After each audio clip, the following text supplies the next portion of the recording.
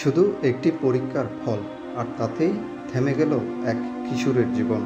কক্সবাজার সদর উপজেলার কুরুশকুল ইউনিয়নের শিলপাড়ায় এসএসসি পরীক্ষায় খারাপ ফলাফলের পর করুণ এক ঘটনা ঘটেছে।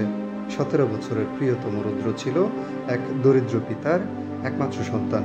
বাবা কাঞ্চন রুদ্র বহু কষ্টে তাকে বড় করছিলেন। পরীক্ষার ফল বের হওয়ার পর সে পরিবারকে জানায় দুটি বিষয়ে সে অকৃতকার্য হয়েছে। পরিবার তাকে আশ্বস্ত করে সাহস দেয় সামনে ভালোভাবে প্রস্তুতি নেওয়ার, কিন্তু সেই সান্ত্বনা তার কাছে যথেষ্ট ছিল না।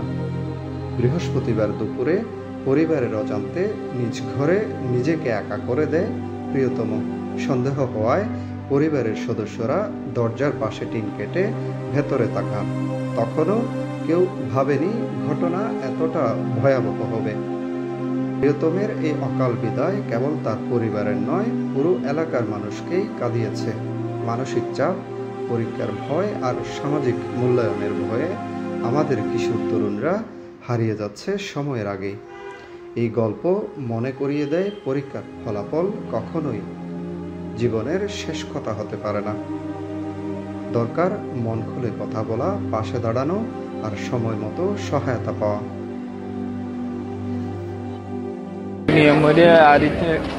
উগ্র আছে তার কিছু নাই,